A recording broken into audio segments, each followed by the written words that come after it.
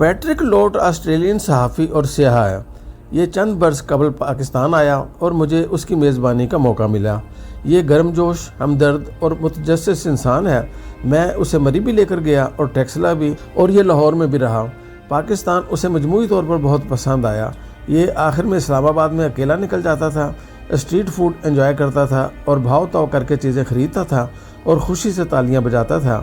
یہ جب رخصت ہونے لگا تو میں نے اس سے پاکستان اور پاکستانیوں کے بارے میں پوچھا۔ اس نے بڑا دلچسپ جواب دیا۔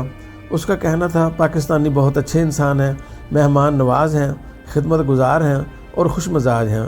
آپ لوگوں کو ہنسنے اور خوش ہونے کے لیے کسی وجہ کی ضرورت نہیں ہوتی۔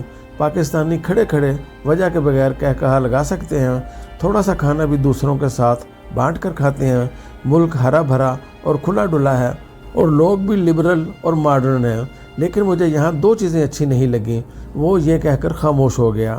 میں نے اس سے وہ دو بری چیزیں پوچھیں تو اس کا جواب تھا، پاکستان میں بھکاری بہت زیادہ ہیں۔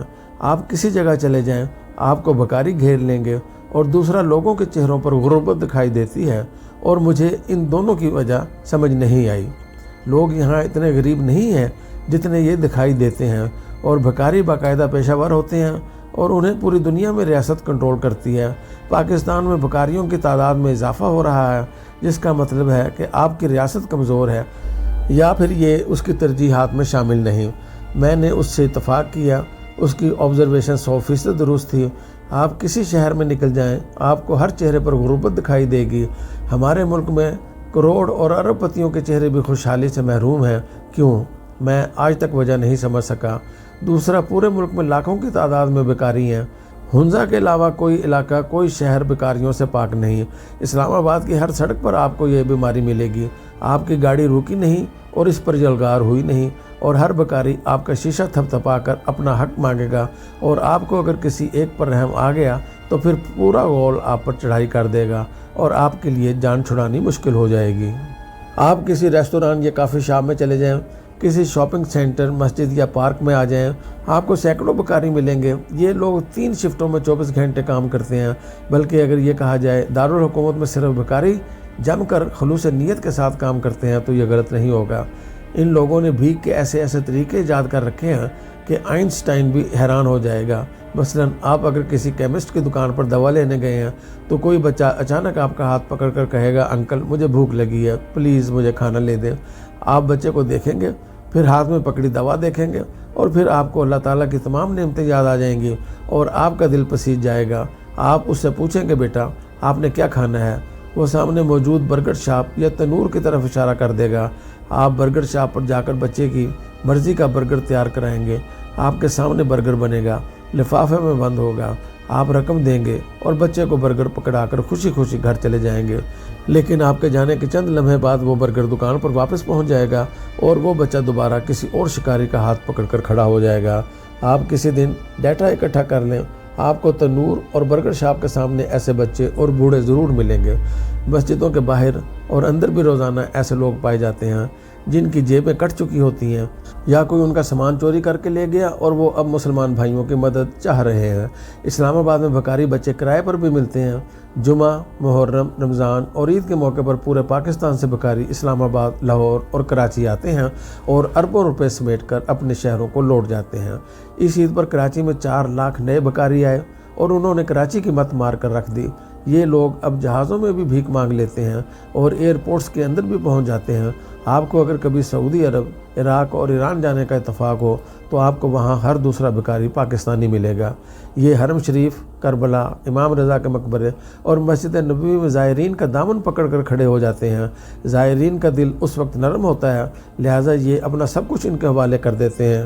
یہ لوگ باقاعدہ ریکٹ ہیں اور یہ 6 ماہ کے لیے بھیک کے مشن پر حجاز مقدس جاتے ہیں اور کروڑ پتی ہو کر واپس آتے ہیں۔ یہ لوگ روز سعودی عرب اور ایران میں پاکستان کا جنازہ نکالتے ہیں اور ہم ان کا کچھ نہیں بگاڑ سکتے۔ بھیک اب ڈیجیٹل مارکیٹ میں بھی داخل ہو گئی ہے۔ آپ کو روز واٹس ایپ پر امداد کے درجنوں میسج ملتے ہوں گے۔ آپ کسی دن تحقیق کریں، یہ لوگ 90% فراڈ نکلیں گے۔ یہ ڈیجیٹل بھکاری صبح اٹھ کر ایک میسج بناتے ہیں اور 300-400 لوگوں کو بھجوا دیتے ہیں۔ ان میں سے کوئی نہ کوئی مقدر کا مارا جال میں پھنس جاتا ہے اور یوں کسی قسم کی سرمایہ کاری کے بغیر ان لوگوں کی دہاڑی بن جاتی ہے۔ بھارت میں میرا ایک سکھ دوست رہتا ہے۔ चंद माह कबल उसका फ़ोन आया। उसका कहना था, मैं पिछले साल यात्रा के लिए ननकाना साहब गया था, मुझे वहाँ एक शाह साहब मिले, वो भले इंसान हैं, उन्हें अब 50,000 रुपये की ज़रूरत है, मैं इंडिया से उन्हें रकम नहीं भिजवा सकता, क्या आप इस मामले में मेरी मदद कर सकते हैं? मैंने उससे शाह साहब का एड्रेस और फ़ोन नंबर लिया और अपने एक पुलिस ऑफिसर दोस्त को इस एड्रेस पर भिजवा दिया। पता चला अव्वल शाह साहब खुद साख्ता सैयद हैं, उन्हें मलक से सैयद बनने में सिर्फ 2 साल का अरसा लगा।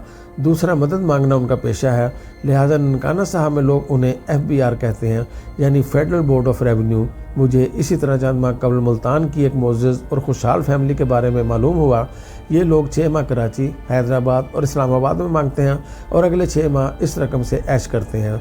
मुल्तान में ये लोग बाकायदा घरों, दुकानों और गाड़ियों के मालिक हैं और कोई इन्हें देखकर इनके पेशे का अंदाज़ा नहीं कर सकता। ये लोग भिखारियों की मोअज़्ज़ज़ क्लास है और ये भी मुल्क के हर शहर में पाई जाती है, जबकि अमली भिखारियों के बाकायदा ठेकेदार होते हैं। ये लोग पूरे मुल्क से भिखारी इकट्ठे करके बड़े शहरों में लाते हैं, इन्हें मुख्तलिफ स्टाफ्स और मुकामात पर बिठाते हैं और रात के वक्त इनके साथ प्रॉफिट शेयरिंग करते हैं।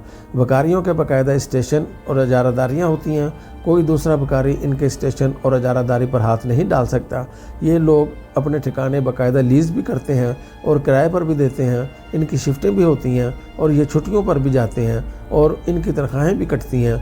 भिखारियों के ठेकेदार फ़ीस वसूल करके इनकी हिफाजत करते हैं, इन्हें पुलिस से भी बचाते हैं और इन्हें दूसरे भिखारियों की बदमाशी से भी महफूज रखते हैं। चुनांचे ये एक मुकम्मल और मुनज़्ज़म कारोबार है। हम मुल्क को बेरोज़गारी, जहालत, बीमारी और गुर्बत से नहीं निकाल सकते।